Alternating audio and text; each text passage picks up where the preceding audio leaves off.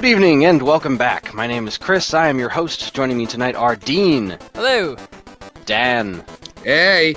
And our very special guest, Ryan from StoneAgeGamer.com. Hi, guys. Too many games. Wow. You are so excited to be here. Hi, guys. Too Many Games is just a week away, and Stone Age Gamer will be there, but how many Wisdom Tree shirts will Ryan be bringing with him? The answer might surprise you. This is the Stone Age Gamer.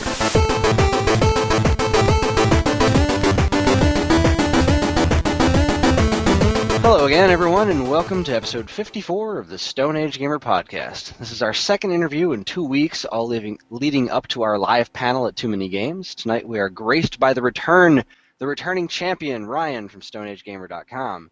Am I the only person to come on twice? You are our first duplicate guest. Congratulations. Did I ruin your whole thing? Were you still going? Or? No, it's all right. We have the power of editing on our side. He is here because Stone Age Gamer will have its very own booth at Too Many Games, filled to the brim with awesome stuff. So we're going to have ourselves a little chat about what he's bringing, how he got involved, and whatever the hell else we can think about, because this is an entire podcast to talk about all kinds of stuff. So Ryan, welcome back to the show, and how the heck are you? Pretty good. Been busy, but pretty good. Sweet. Still clearly very excited to be here. Yeah. Are you? Well, Chris? You guys should have this a little earlier. Yeah, that's a fair point. Hey, Christopher. See?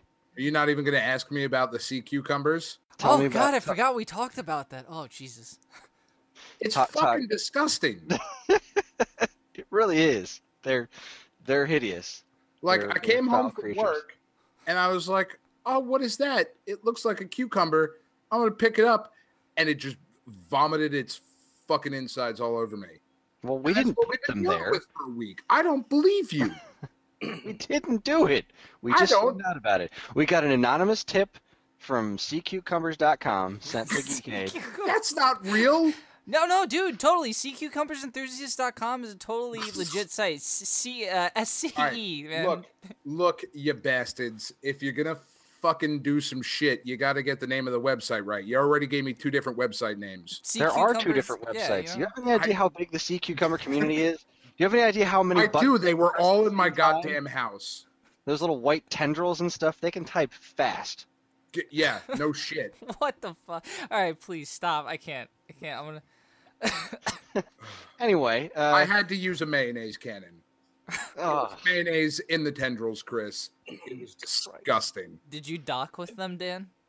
No, that was absolutely. That's Is that what we're drawing the line? Docking with sea reel it cucumbers? back in, gentlemen. Reel it back in. I hate to interrupt, but can we talk about me? You know, that... I hate to interrupt, but what exactly the fuck are you talking about? So let's get some of the business stuff out of the way. Obviously, you're gonna be there at Too Many Games, meeting and greeting all of the lovely people that are gonna be at Too Many Games, us included. We'll be meeting face to face for the first time. How did you get involved with Too Many Games? How did this connection come up, and what made you decide that you were going to come be a part of this wonderful thing? You guys pretty much told me. Yeah, wasn't it our fault? Yeah, it was your fault, actually. I'm trying to do an interview here. Pretend like I don't know. No, basically what happened was you guys said you were going.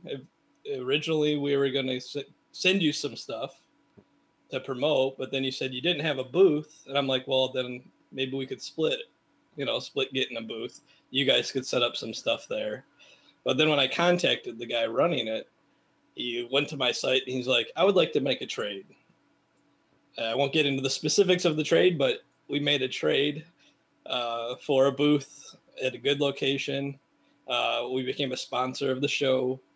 So I'm like, well, now I have to go. I'm a sponsor of it. I kind of have to go do the show. So is that sorry, is that a common thing that happens with convention? Because like I know nothing about like running a booth at a convention. I'm just eye candy when we do go to these things. Is that Right. is that common? Like trade us making 7 out of your trade? finest key but I'm done. I quit. Dan, keep going. Good Fuck. one. Spot on. Shit. Were you gonna make a keytard joke? No, Dean? I was gonna Jesus say Christ. trade us 7 of your finest sea cucumbers. Wow, you couldn't even barely get it out the second time around. God, Ryan's right. It is late, man. I'm kind of fucked. But let's keep going. Anyway, Well- but yeah, is that a thing? Like, I'll trade you some of my wares for a good spot in a sponsorship role. I've only been to 2 shows ever. Well, we've been to 3 technically, but I've only been to 2 of them, and the other 2, obviously, that never happened. Sometimes they'll ask you to donate stuff to give away, Okay. as prizes and stuff like that. And he did do that, but he also wanted more stuff for the show and personal stuff or whatever. So in the end, it kind of worked out. He got more value probably, and I got more value. So I guess that's how a trade's supposed to work, right? So That's that really became cool, a ripoff. No, that's So- really sweet. Like, I'm thinking of starting up my own show so I can get some free shit.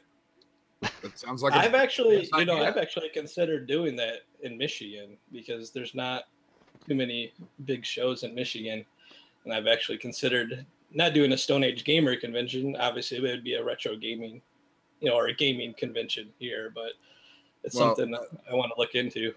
allow me to speak for the group and say that we're in. Yeah, we're totally. We will sponsor you with all of that money we don't have. We'll work out a Don't- trade off the air. Right. I mean, air is what we will trade you because it's literally all we have. We have it bottled in the finest mason jars that you can get, so I think you'll be very happy with that air. I don't They know. sell I've them got at like ShopRite. I've got like 2 copies of Metroid, like one with the redesigned label art. 17 bottles of air and 2 copies of Metroid is our final offer. I have an IKEA wrench, like a wrench that comes with some IKEA furniture. I could hook you up with one of those. Dude, Ryan, you're Yeah, already making waves, man. Come on, this is gonna be a great show. Right. It's gonna be me, you guys, and Couple copies of Metroid. Don't forget the sea cucumber enthusiasts. We're gonna invite them. That's all inclusive. You guys get them with the deal. No, you got to go see cucumbers.com because the enthusiast group, those guys are way too hardcore. Well, thank you, Ryan. I actually do. I find that really interesting. Like not knowing nothing. Jesus Christ, that sounded stupid.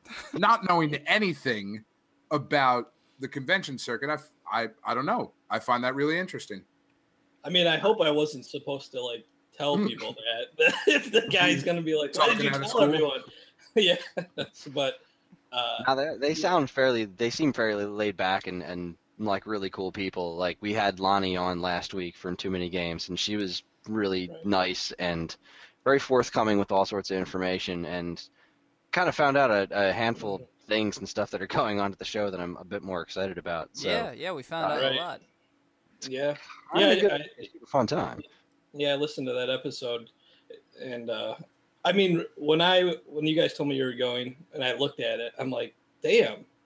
There's a lot of people, a lot of things at this show because the ones I've been to, even the one in Vegas, I mean, it had some, panels and stuff of, older, Atari developers or Nintendo developers and stuff like that. But it didn't, some of the names, I mean, just James Rolfe himself is a big name, right? Modern name. Not a lot of people know old Atari developers, but, a lot of Yeah, people they know don't draw a James huge Rolfe, crowd. right? I mean, So, I'd be there. yeah. But I wrote a whole thing on that Atari 2600 Game by Game podcast, which I find relentlessly fascinating. And it's just a dude talking about Atari games and like in depth with how they were made and stuff. And I never get enough of that stuff. But yeah, this seems like a pretty fun, super fun time. I hope I'm not too old for it. You're only as That's old as you There, feel, like, Chris. damn kids. If we're no, sitting trust there me, I'll be going, too old for it. I've been to enough conventions. You got all ages at these things. Well, speaking of the convention, do you have anything planned? Are you just going to have the booth there? Are we going to be launching like any sort of what do you call it? Wow, brain fart. Jesus. Tell me there's a T-shirt cannon that we're gonna fire. Table-to-table missiles. Yes, we need those. Do we have those? Are we Wisdom equipped? Tree T-shirts out of a T-shirt cannon? Come on. Those people would be real disappointed. But,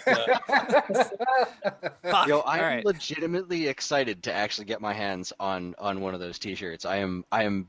It's my number one thing at the show. I'm so excited to get a super 3D Noah's Ark T-shirt. It's that almost seems like cheating, Chris. Of like, the thing I'm most excited about is the thing our friend is bringing. Not the panel that we're doing. That's going to be pretty big. No, fuck that. I'm excited about this shirt. A super 3D Noah's Ark T-shirt. I'm jazzed. Actually, Chris told that he refused to wear any of the Geekade shirts. In fact, he's refusing to wear any shirt before he gets that shirt. Which I gotta tell you is goddamn horrifying. I am not the eye candy. Dan is. No, seriously, me and my dad bod are fucking ready to go. Oh, fuck. But yeah, so do you have anything planned while you're going to be there? We won't be bringing as much stuff as we bring to the Cleveland show, mainly because we only have the one booth. I don't know, since it's our first time, we have no idea. You're kind of going in blind with these things. You don't know how much room you're going to have, what kind of traffic's going to be there and stuff. So this is more of a promotional thing. So we won't be bringing a lot of used games and stuff like that we bring to the Cleveland show. We'll be bringing mainly products that have our name on it, like EverDrives. We'll probably bring some bit boxes mainly to show off. I doubt many people are going to buy tons of bit boxes at a show. We might bring some power-based minis, but I think we're almost out of those, and we're still waiting on a shipment. So I don't know if we might have one to show off, but I don't know if we'll have many to sell. And we're debuting a new product, which is basically, you can think of it like a flash cart for your Dreamcast in a way. Basically, you remove the GD-ROM onto your Dreamcast, and you plug this in. It has a USB port on it.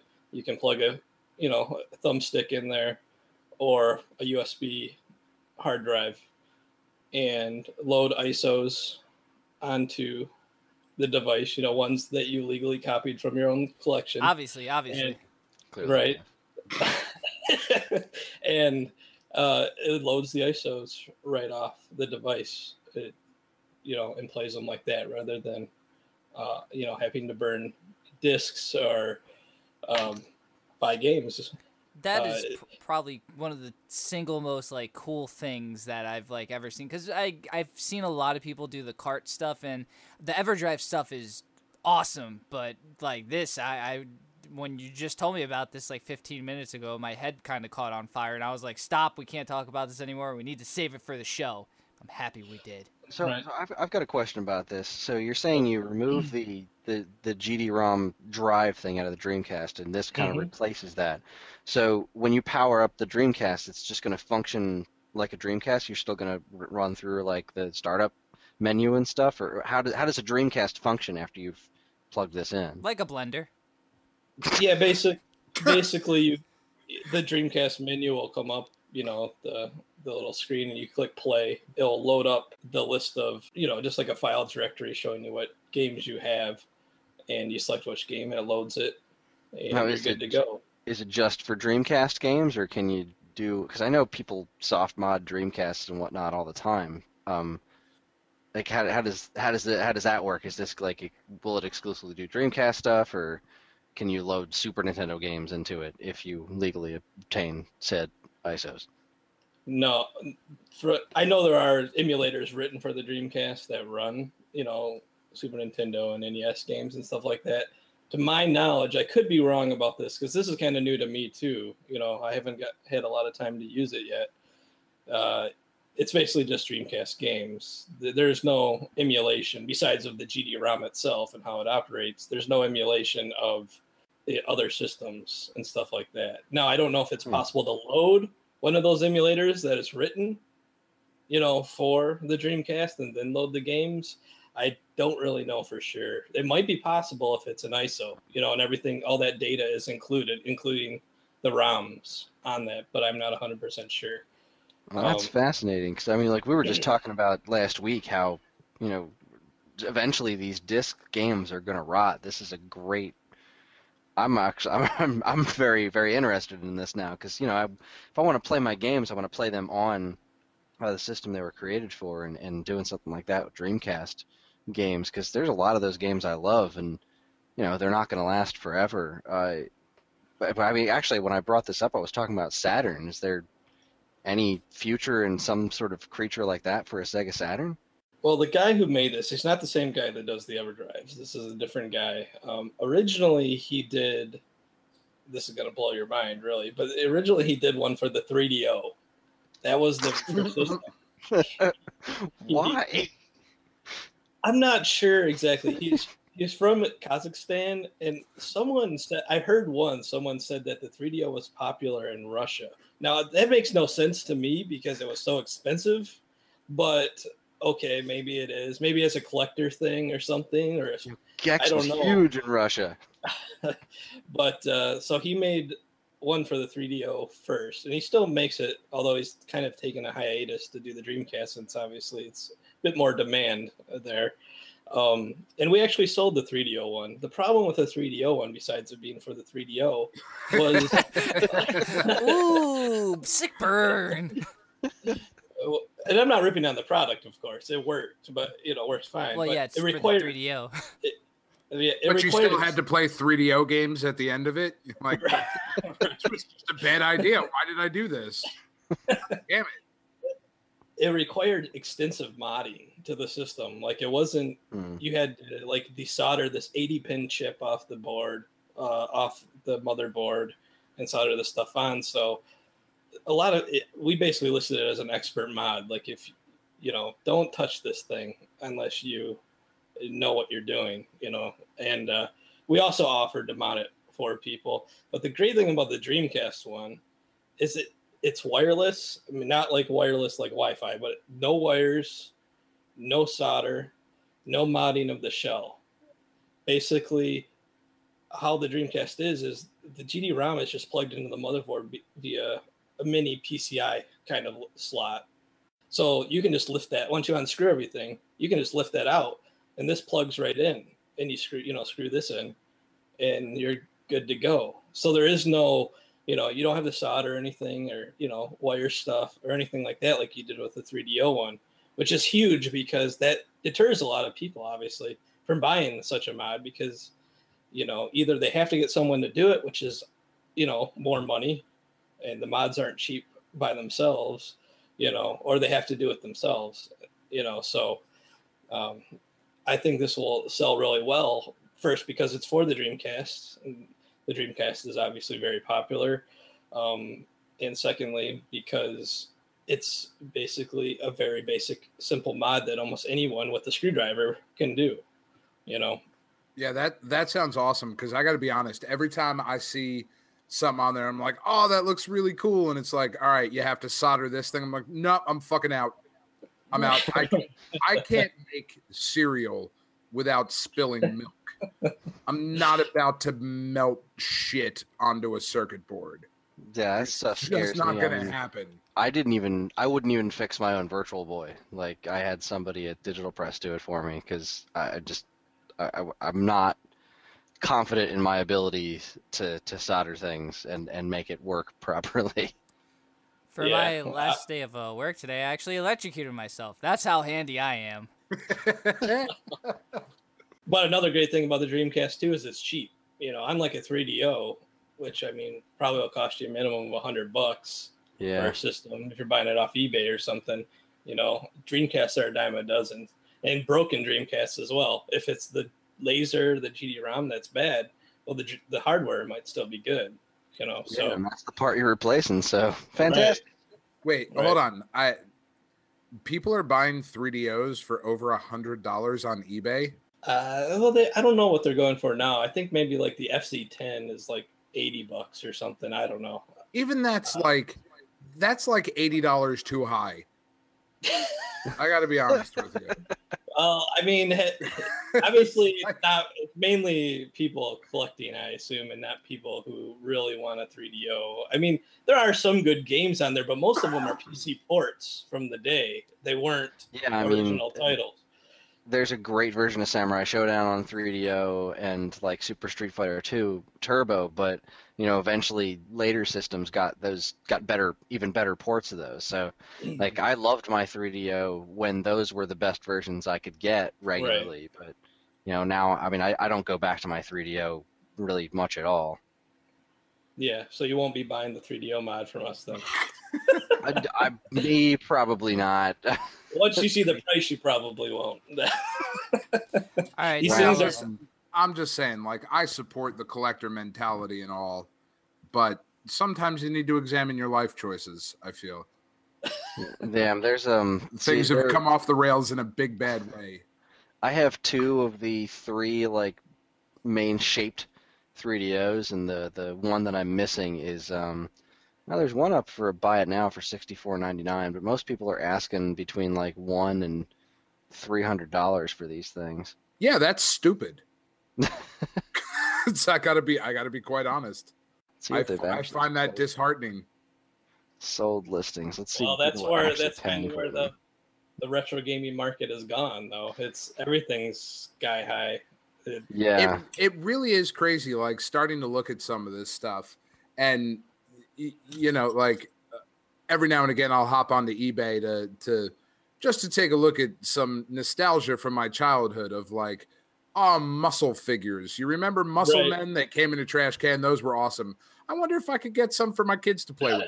$50. Fuck off. Right. No. Yeah. Heck no. Just not happening. Like, it's just insane. Some of the costs on these things. I don't know if it's just our generation, because I don't remember my parents really giving 2 shits about things that they had when they were kids and stuff like that, except maybe like a muscle car, or something like that. Yeah, like I think that was definitely our parents' generation was like muscle cars, but like I look at what like my family collected, and I say, it was really my mother, and she collected spoons. Well, and she's not a bright woman. You're gonna have to edit that part out. No, please put that in, because it's fucking true. Like, who collects spoons? And like, what always fucking tripped me up is that like we would go on vacation somewhere when I was a kid, and in the gift shop of said location, there would be a fucking commemorative spoon. I was like, who the fuck else is doing this? This is a thing that somebody manufactures. That's weird. What, Dan? I can't even just. I wish I were making it up. I do. But the thing is, people can say the same thing about us, right? There's plenty of people looking from the outside in, looking at stuff we do, and are like, man, that is stupid. That's a waste of money.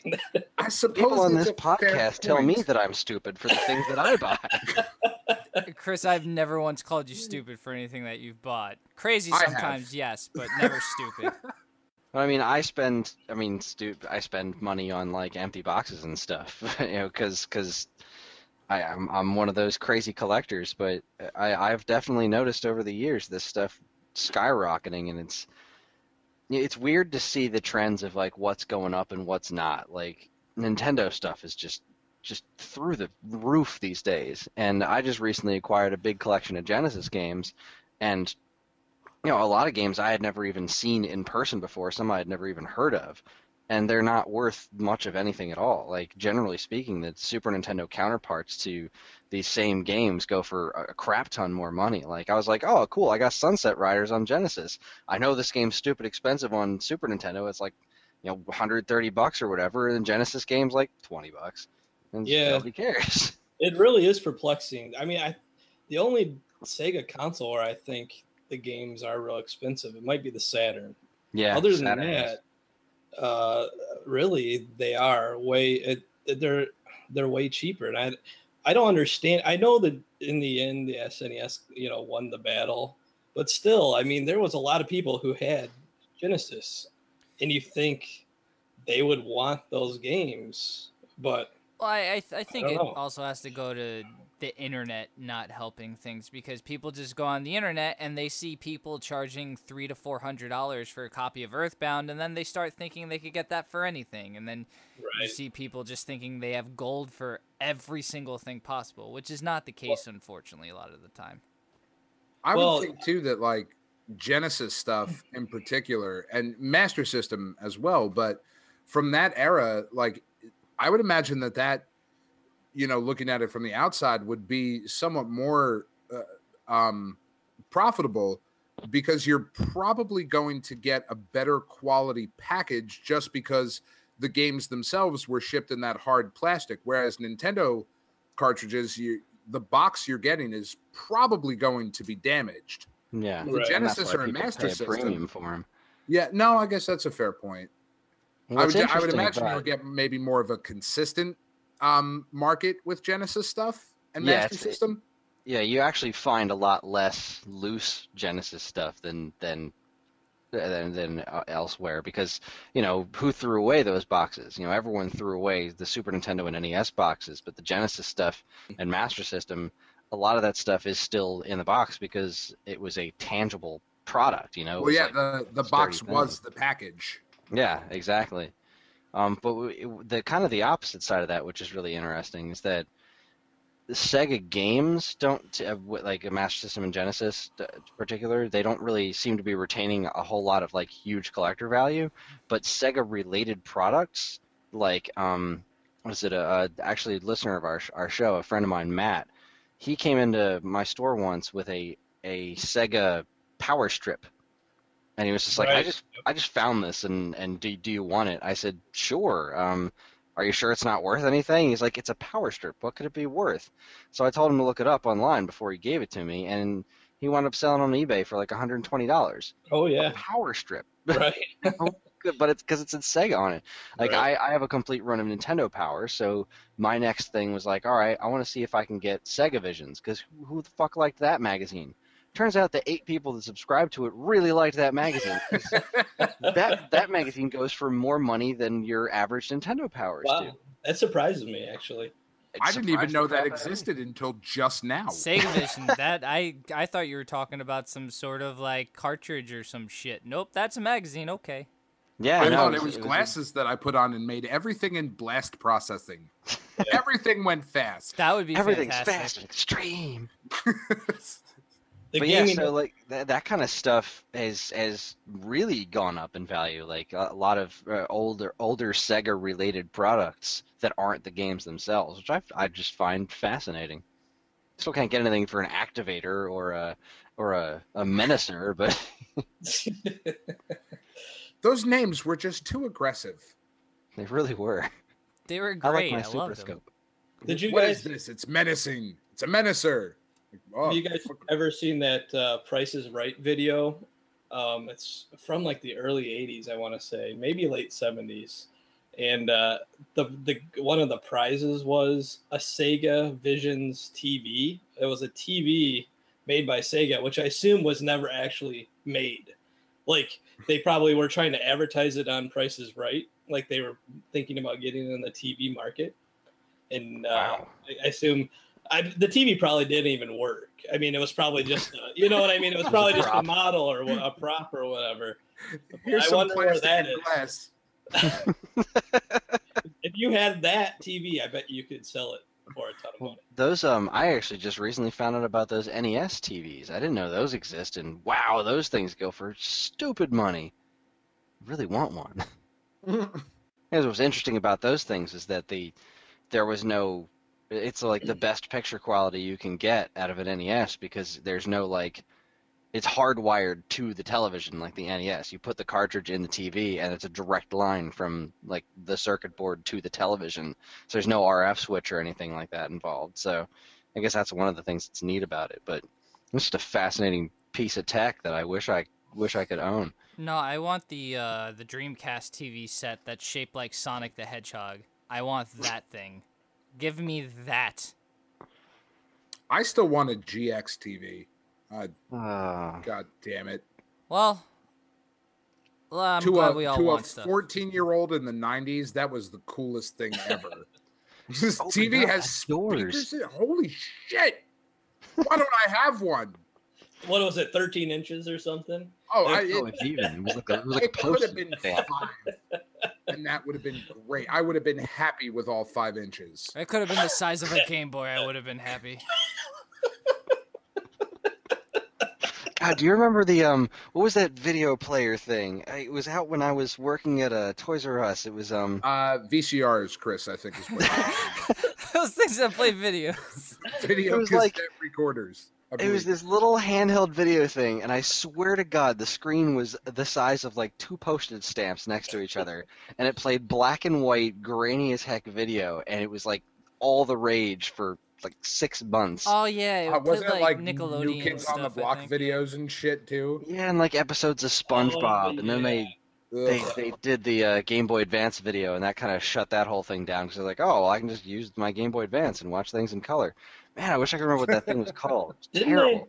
Didn't they have like a music player back in, I want to say the 90s, that like only played like 40-second clips? Oh, stop. I of know music? exactly what the fuck you're talking about. I have one downstairs. I have Hit Clips, I think it was called. Yeah, hit clips. Yeah, you that's put in what it these was called. fucking cartridges, and it played 40 seconds of a song, and people charged fucking money for it. It was, oh my God. I got mine from a McDonald's, and then I was like, oh yeah, let me go get more of these things. And then you can't. I went to Toys R Us, and it was like $10 for a 40-second clip of a song, where I could spend $20 and get a CD, and it has everything on it. All of this fine merchandise you can find next weekend at Too Many Games, by the way. Yeah. Probably If they have something. Hit Clips, I'll take 20. Too Many Games, lousy with hit clips. Next year it's going to be called Too Many Hit Clips.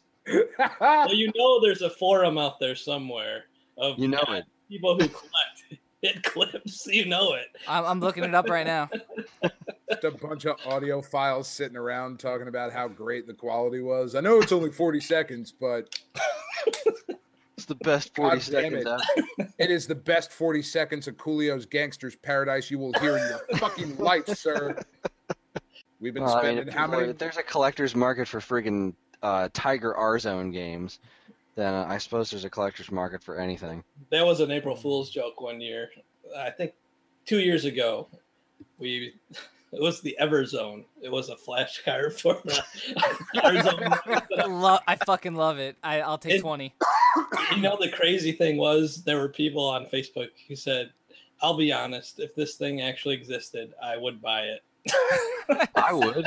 I have a Tiger R-Zone, and those games are hard as hell to find. They're also The hard as hell problem to is that the- concentrate on and make your eyes bleed.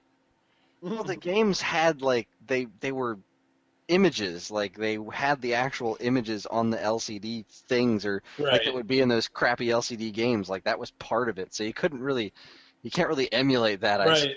Well, that was the whole point, because I didn't want to put something that people could actually think was real, even though some people did think it was real, because I was afraid, you know, if people thought it was real, they would flip out, and I would get a bunch of angry emails. So there were a few people that fell for it. Like, this is the stupidest thing I've ever seen. Why would anyone buy this? But for the most part, you know, most people figured it out pretty quick.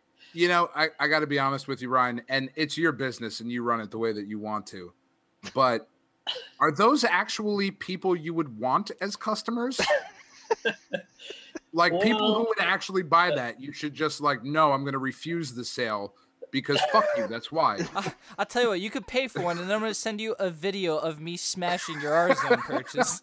Well, this most recent April Fool's, I don't know if you guys saw it or not, but we did the Net 64, which was an internet browser for the N64, obviously. Oh my god! And obviously that wasn't stupid enough, so people did believe that it was something real. And this guy was telling me how stupid it was, and I said, "I'll tell you what, I'll sell you one for $1." And he's like, "Thanks for the offer, but I'm not in. For $1, I would have taken it. I don't know why he was turning down $1, but he's like, I don't want it. This is a stupid idea." And people are laughing at him, right? Well, and he's not getting it. Like, but eventually he must have got it, because I came back later and the whole post was deleted. So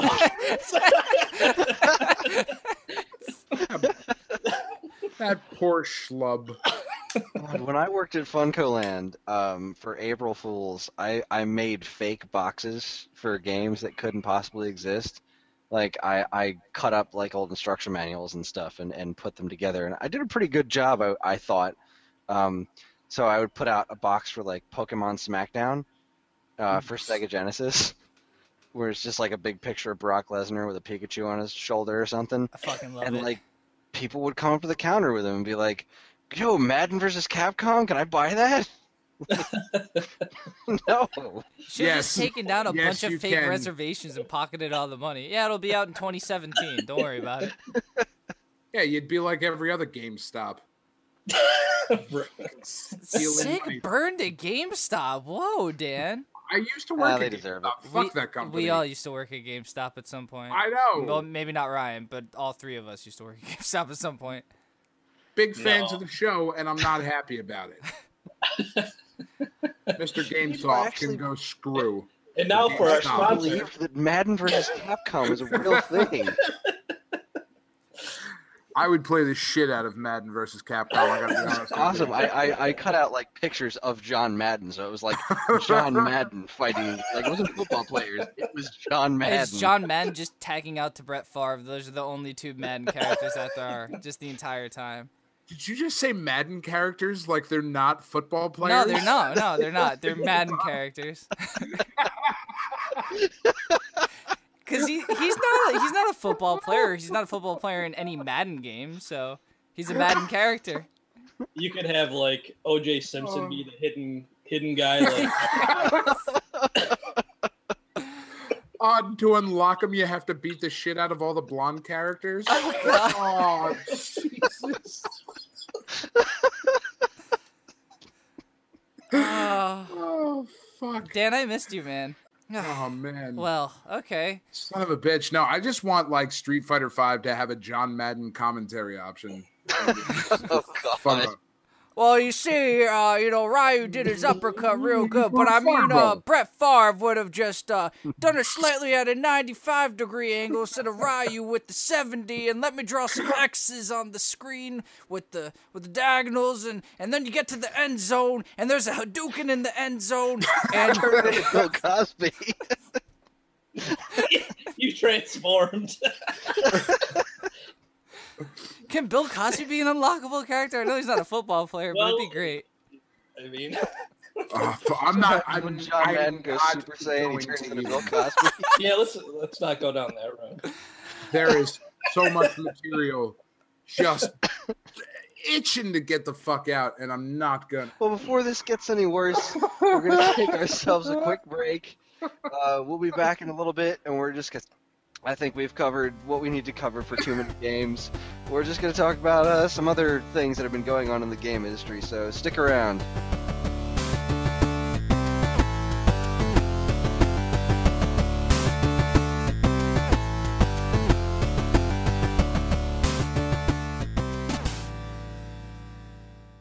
And now here's a look at some of the other original content available right now at geekade.com. First up, everyone likes to be scared. I fucking know I do. Everyone likes horror, and everyone likes books. But what if you were to combine books with horror? Believe it or not, it's been done. In fact, people have been doing it for years. And Geekade's Alex Azar went ahead and gave us a list of his favorite horror novels. Check out Geekade Top 10 Horror Novels Not Written by Alex Azar. The book's not written by Alex Azar, not... Right, no, he wrote the article, He because did. that would be fucking silly, like, if we were promoting an article that he wrote that he didn't write by saying he wrote it. But he did write a horror novel, but it's not on his But it's list. not on his list. It's not his Oh, list. shut up, words. Keep going. Next, Brandon and Travis give us all the lowdown on Apple's WWDC event. What does WWDC stand for, and how does it relate to the Netflix sensation Sense8?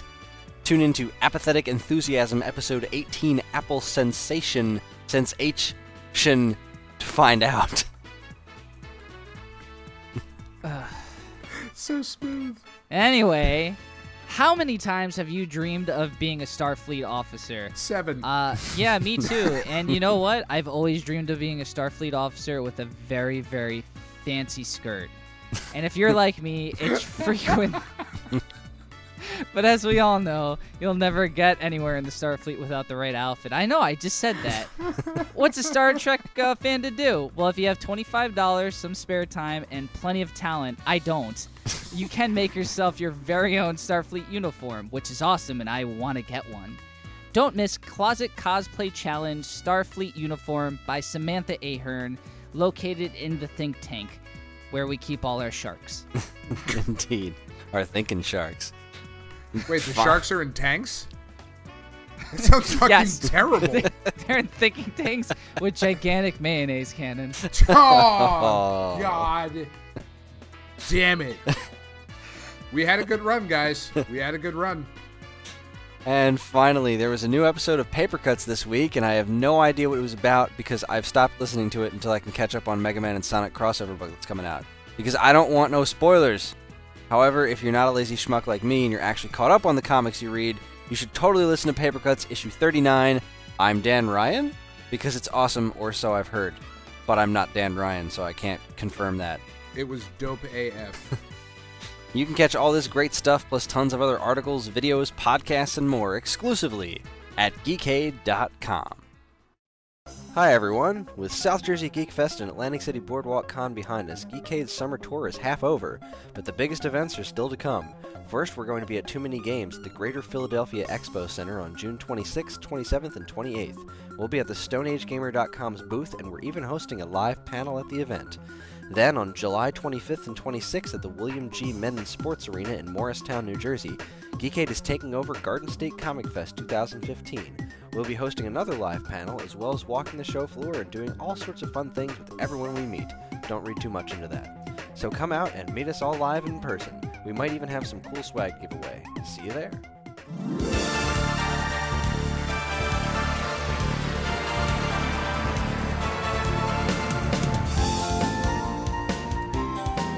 And we are back.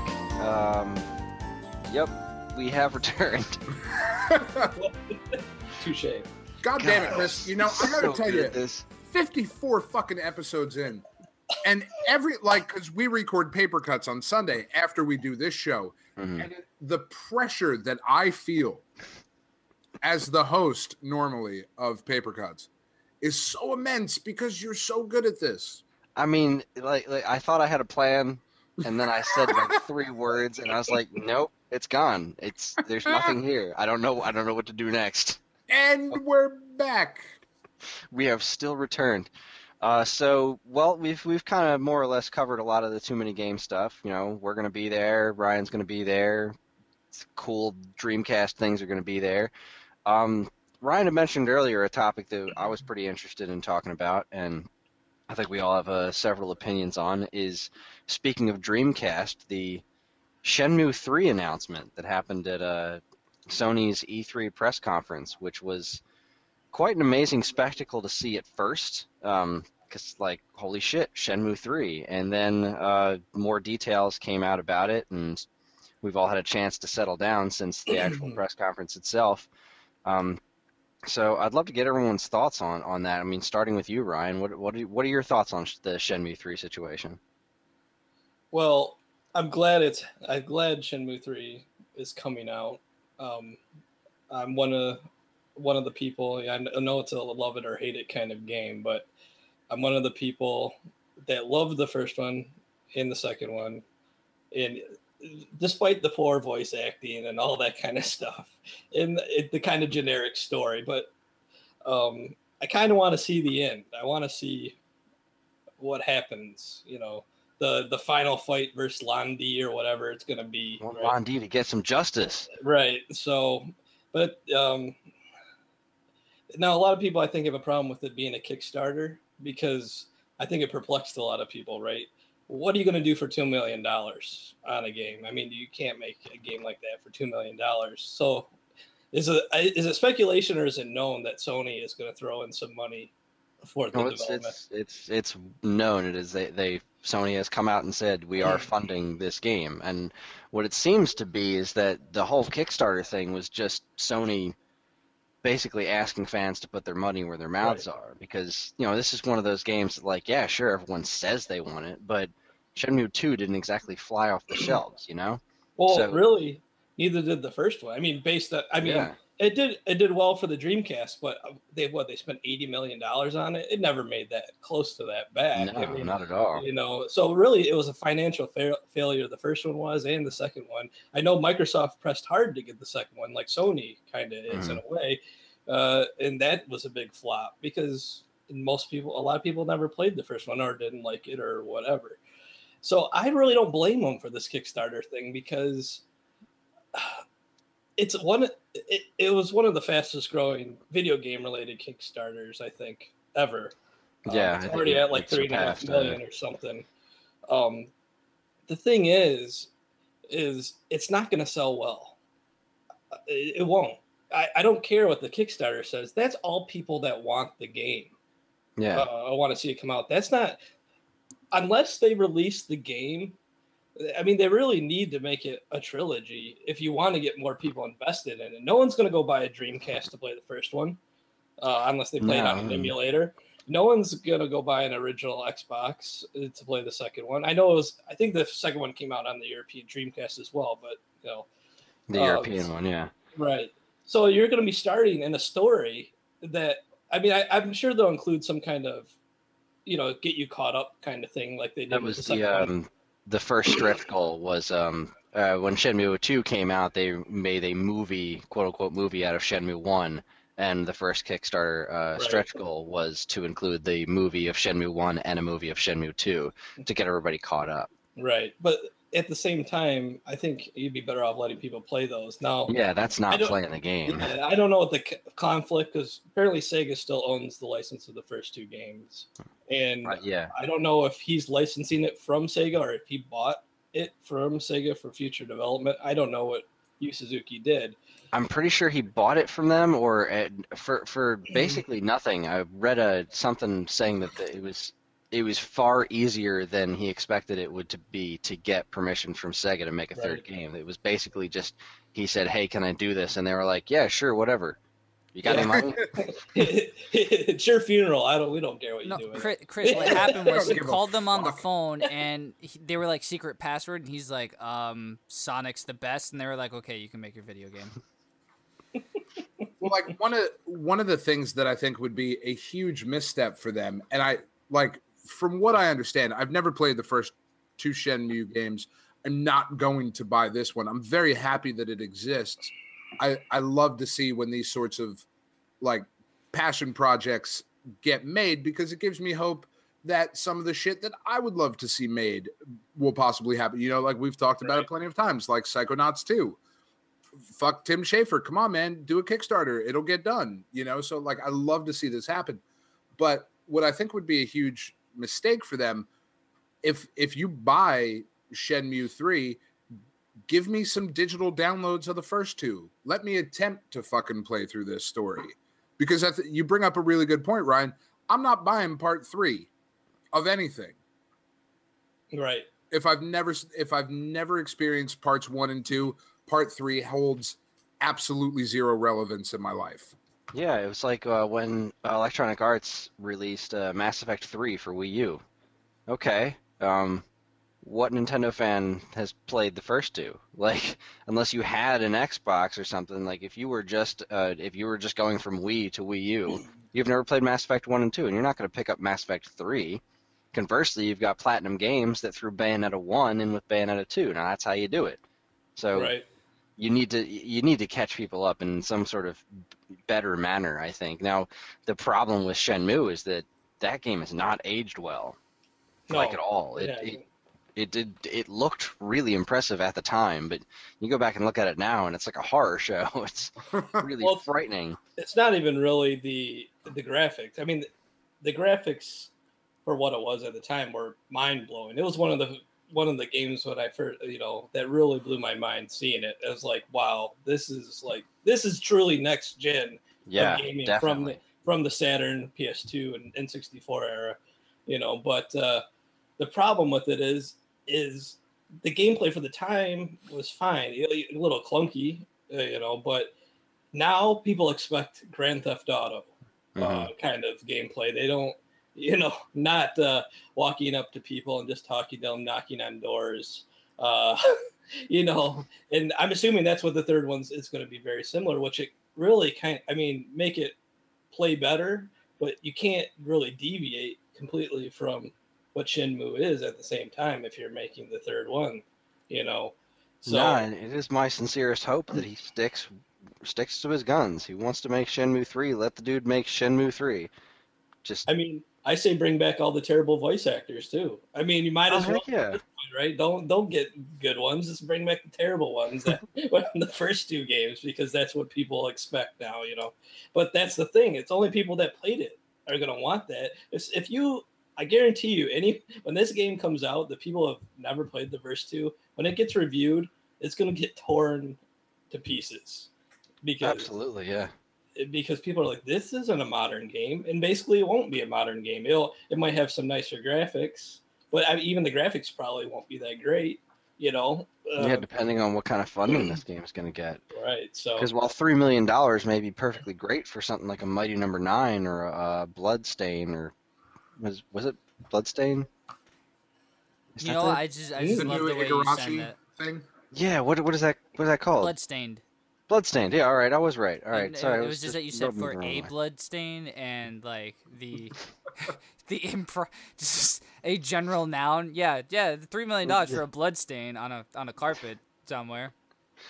But yeah, if something like that is perfectly perfectly adequate for a sprite-based game, but when you're talking about, like you were saying, Dan, doing a Kickstarter for something like Psychonauts, that's got to reach the levels of something like Yooka-Laylee, and you're gonna get, when you're making a 3D game like that, you're gonna need a lot more money to produce something, and especially something with the detail of Shenmue 3, because that game has a realistic art style. There's no smoothed out, brightly colored cartoon characters to hide behind. Like, right, you're putting that game in HD, that's gonna cost some money. So it's good that they have a backer like Sony behind it, and I do think that's great. But I knew I threw my money at the game. I just threw $5 at it because I don't have any money. But I want this game to get made, so I figure every little bit counts. And I was like, I wasn't gonna back it, but then I thought to myself, this game needs to happen. So, and they're gonna need a lot more than the $2 million that they set up as their basic budget. Like, this game needs to really, really make a lot of money in the Kickstarter. So I'm going to try. I'm going to do everything I can. And then I found out that Sony was backing it, and it seemed like it just kind of felt disingenuous to me. Like, I now get it, and the more I think about it, like, all right, if Sony's going to pay for this game to get made, they want to know that there's at least $2 million of interest in it. Like, this is the bare minimum that they want in order to actually start production on this thing. But They could have just said that. They could have just been like, all right, so you want this game? We're going to put up a Kickstarter, make this guy who made this fucking thing happy. To give him a game to make. Instead, they were like, I would like them to be more upfront about the budget. Well, like, they came out being all like fucking Smokey the Bear, like, only you can make this game real. No, you're fucking liars. You guys can make this game real. You just chose to make us think that it was us doing it. Fucking Smokey the Bear wannabes. Fuck you and your fires. Well, I have a kind of hate relationship with Kickstarter. Sounds like 100% hate. And honestly, this is one of the. I don't really like that they didn't tell people from the beginning about Sony investing money, but this is actually. I know people hate, I don't want a corporation using Kickstarter. I want some Joe Blow using Kickstarter. And I get that, on the surface that makes sense, right? But for a game like this, that's going to be probably a nice chunk of its money that it makes, because it is so, it's basically a fan-made game for the fans. That's it, and if they sell any beyond that, that's just bonus for them. But at least you're giving it to a company, or at least this Kickstarter is most likely going to happen. If they get the money, the game is going to come out. Whereas when you're giving it to a Joe Blow, you have no clue how you're giving it to somebody who probably has no business sense. You're giving them $1 million or 500,000, and they decide, you know what I'm going to do? I'm going to give myself an advance paycheck for 5 years, and then they have no money left, and the Kickstarter fails. So I hate Kickstarter. Really, I like the idea of it. It's not used very well. Well, I was turned off a lot when that kid put up he wanted to make a potato salad, and people funded it for $11,000. Meanwhile, there's stuff on there that actually seems like, that's a bright idea. They're gonna do something cool. Like I saw one which was just a multitude of video game remakes trying to get out, which are all good tries, and I understand not all of them can be funded for some of the things they're trying to do. But if this man could have garnered $11,000, which he got successfully, and his stretch goals were him taking a selfie with the potato salad, sending text messages out of making the potato salad to people, posting on Twitter about the potato salad, like dumb things that didn't warrant $11,000. If those $11,000 went to other projects instead, I'd feel kind of good about that. But instead it was for potato salad, and I kind of hold some ill will against Kickstarter now for that. Well, in the end, it's the people's fault for giving that guy money. But at the same time, when you're talking about these video game remakes, for example, like I'm going to remake this one game that was kind of popular at one time because I got the license cheap. Well, to me, in a lot of cases, a lot of these people aren't making it because they really love that game. They're playing off people's nostalgia. And again, in the end, it's the people's fault for falling for it, right? But I mean, how many of these games did we see come out in a short period of time? Or these things pop up all over Kickstarter. I want to make, I think James Pond, Booger Man, these ones. Games that were okay. They were nice games and all, but are they worthy of really getting another game made of them? James Pond, Booger Man crossover, so down for it. I don't even know what you're talking about. It speaks to a larger concern that concern is maybe the wrong word, but we all get invested in these things, and one of my favorite toys when I was a kid was BattleBots or Battle Beasts. Sorry, it's been a long fucking day. I can't even remember what my favorite shit is. Fucking Battle Beasts were these little animals, and they were maybe an inch tall, and they all had heat sensitive stickers on their chests, and if you held your thumb on it or any other hot part of your body, whatever, fuck it, you do you, it would change and show you it was either a fire, a water, or an earth elemental thing, right? I thought these were the coolest fucking things. And a lot of times what happens on the internet is I fucking love Battle Beasts. I'm going to go see if there's a thing about Battle Beasts on the internet. And I type that in, and oh, look, there's a fucking fan page about Battle Beasts on the internet. And oh, look, there's a fucking subreddit about Battle Beasts on the internet. And because of whatever Rule 42 or Rule 69 or whatever the fuck it is, I found some weird porn about fucking Battle Beasts on the internet. This must be the most popular goddamn thing on the planet. Let's do a Kickstarter and make $1 million. When most of the time, there's a bunch of shit that nobody cares about. There's 4 other people besides you that like it. Same thing with Shenmue. Fucking I'm sure that's fanfic. I love it. But I'm sure that's why why they did that. Of sure, like Chris said, you say you want this game, but are you actually going to pay money for this game? Because I've heard people say a lot of shit. Right. I said I would pay $100 for Final Fantasy VII to be remade, and fuck, they're going to. And now I have to give Squeenix $100. Well, that's the key, right? Once the people have to pay money, their stance changes. You can go out there with any sticking with retro gaming, any kind of retro gaming idea. If it involves retro gaming, go to a forum about retro gaming and post your idea. It doesn't matter how stupid it is. There will be a lot of people that will say, yes, please do this. Please make it. But when you make it, are those people going to end up buying it? And we would love a next-gen remake of The Adventures of Bayou Billy. You're oh, fuck, I got to do this. and then nobody buys it. I mean, it really amazes me some stuff that even gets made. I think maybe it got made. There was a module for the 7800. I think it was like a memory expansion module that this guy basically took pre-orders on years ago, and almost like a 32X in a way. It went in the cartridge slot of the 7800. I don't know if you guys ever seen this. I think it's called the 7800 expansion module. And this is sounding familiar. I don't think I've ever actually seen it. I mean, you got molds, plastic molds made for this stuff, and this is big stuff. And I know how much this plastic molds cost. They're expensive for big plastic molds like that.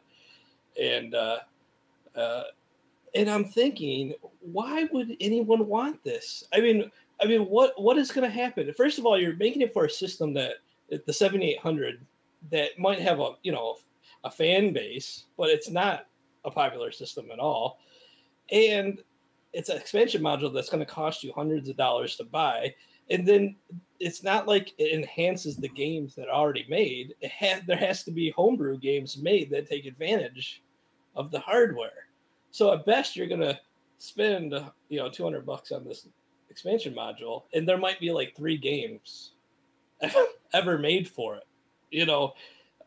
But I bet there was like hundreds of people that pre-ordered it, because otherwise I don't know how the guy could have afforded to make it in the first place.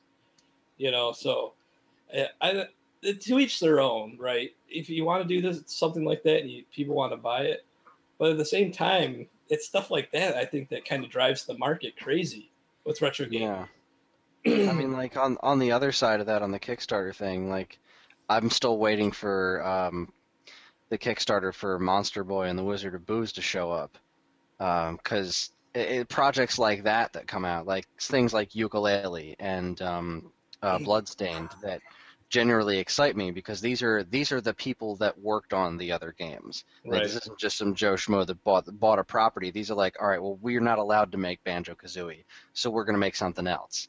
And like the people that are making Monster Boy and the Wizard of Booze are people that were involved in making the Wonder Boy and Monster World franchises.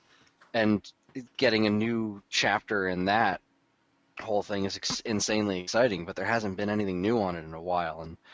But those projects, I'm glad that Kickstarter exists for, because how else? There's no publisher out there that's going to be like, let's fund this game.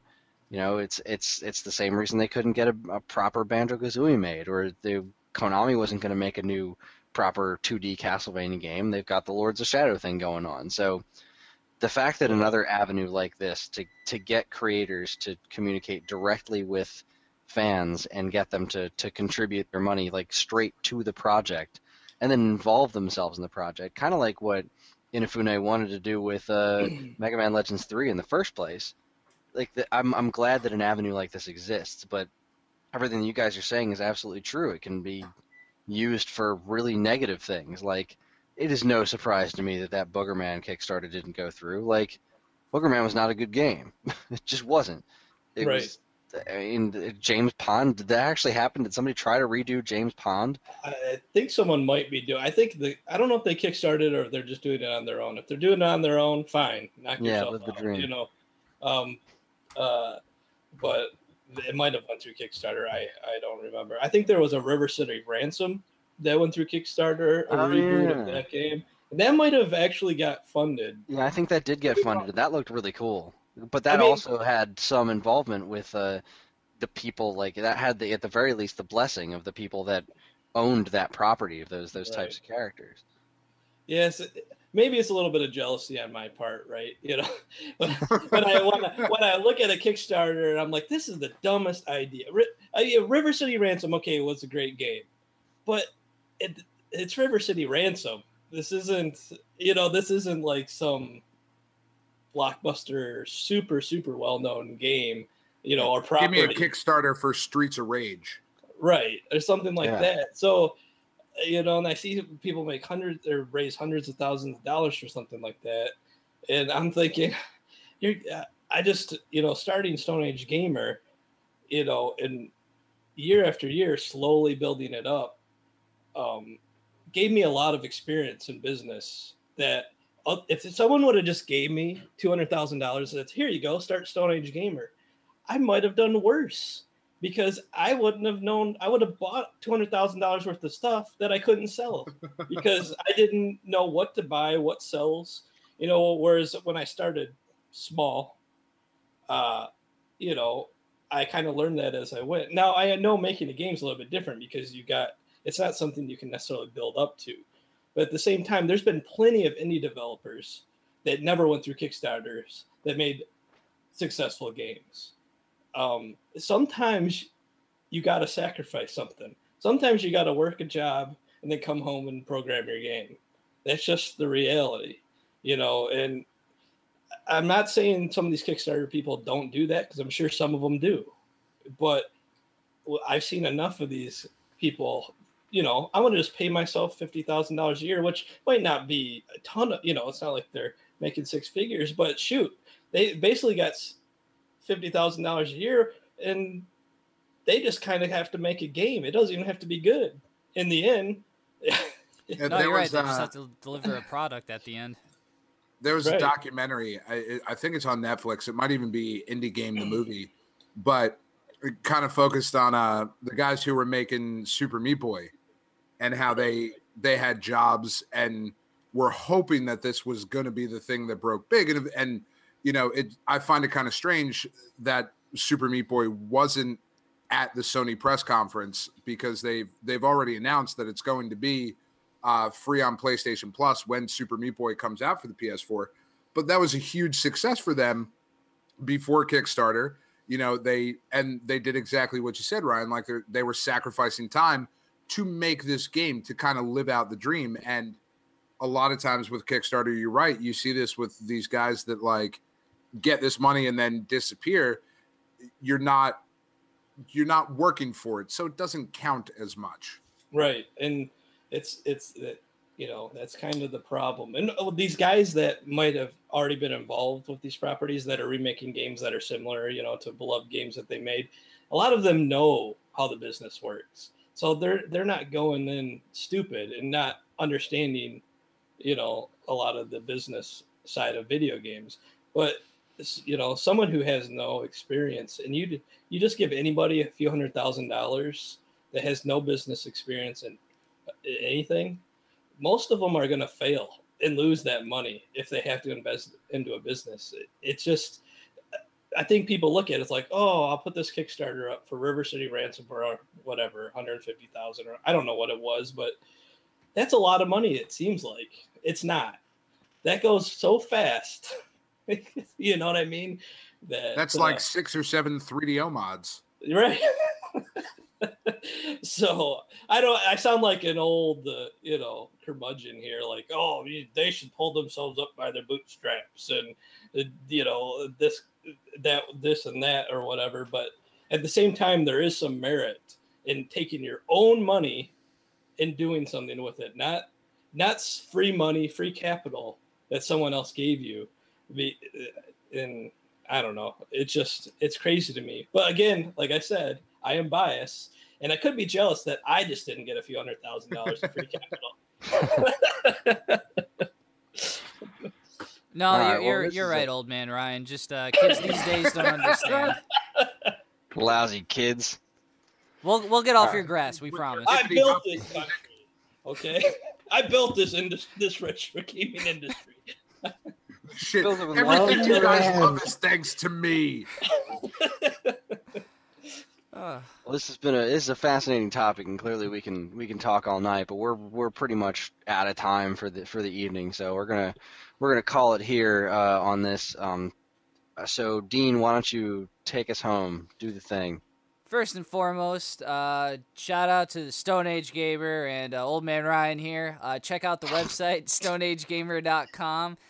Really awesome retro stuff going on. Check out the EverDrives. Buy yourself a fucking EverDrive. I mean, come on, man. If you want to play your awesome games but not risk damage to your cartridges and you got your Game Boy and everything set up, or your SNES or Sega, what have you, buy one of these things. They're fantastic. You just load the ROM in and you're good to go, man. I mean, there's not much that's easier than that. Besides that, be sure to check us out at TooManyGames. Both Stone Age Gamer and the Stone Age Gamer podcast will both be there because, yeah, why not, man? Fuck. Do it. Look for us in the sweet Bible buffet shirts. Yeah. Hell yeah. If we get fucking 3 of those, I mean, we'll wear them. Yeah, find us in the Bible buffet shirts. Let's do it. We will have a panel that day called "It's Dangerous to Go Alone. Take $20." It is on their show flyers. Any sort of app that you use for this stuff. Their website, you can find it there, find the time. I believe it's Saturday at 3:30. Come check it out. We got a whole fun little panel laid out for that day, so it'll be great. Besides that, check out the website. Check out all our social links below. You can find us on geekade.com, geekade.com. And again, check out the show notes for anything that we just talked about that's relatively sane. I can't say everything will be on there, but most things will be on there. So emails, web links, social links, anything like that will be on there. Lastly, Chris, happy birthday. Aw. Happy birthday, man. To you. Happy birthday and happy Father's Day to me and Chris. Ryan, are you a father? We should know this about you beforehand. No. Well, you're on my side then. Join the club. well, piss off then. You don't get a happy Father's Day, sir. My Chris, child happy is Father's Stone Age Day. Gamer. Thanks, Dan. Happy Father's Day. Thanks, man. And that's our show. I'd like to thank Ryan again for joining us. Thank you for joining us again. See, I told you I'd Thank like to do it. you for having me. Anytime. Come back next week for the recording of our live panel at TooManyGames. So if you can't be there at the show, we're going to put the recording up right here on our regular podcast stream, and as well as geekade.com. It should be a good time, or at least we hope so. Thanks again for listening, and have a great night. Keep playing games.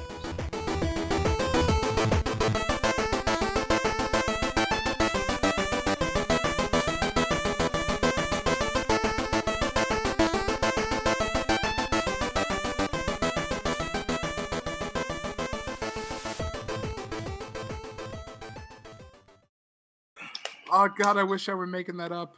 I really do. I used to go into my dining room and, use them, and it would drive her fucking crazy. We don't use those spoons. Why the fuck do we have them then? Were you, in your angsty phase, and, you just go into when you wanted to piss her off, you just go into the china cabinet, take out the spoon, start eating soup while, staring at her? Pretty much. Pretty much. This is good clam chowder. A bowl of frosted mini wheats. Bowl of frosted mini wheats and a stupid Rehoboth Beach, Delaware spoon. Whoa. Ugh. Whoa. Yuck. Whoa. Okay, first of all, I have a house in Rehoboth Beach, and it is delightful. I didn't know they sold spoons with Rehoboth Beach No, on it. sure. Rehoboth is for lovers. I get it. I've seen the bumper sticker. However, you don't need a fucking commemorative spoon. There was a rack. There was a wooden fucking rack that hung up in our dining room that had spots for additional spoons. And I'd be like, you're going to get a new spoon? I don't know. We just have to go somewhere new so I can get a new spoon.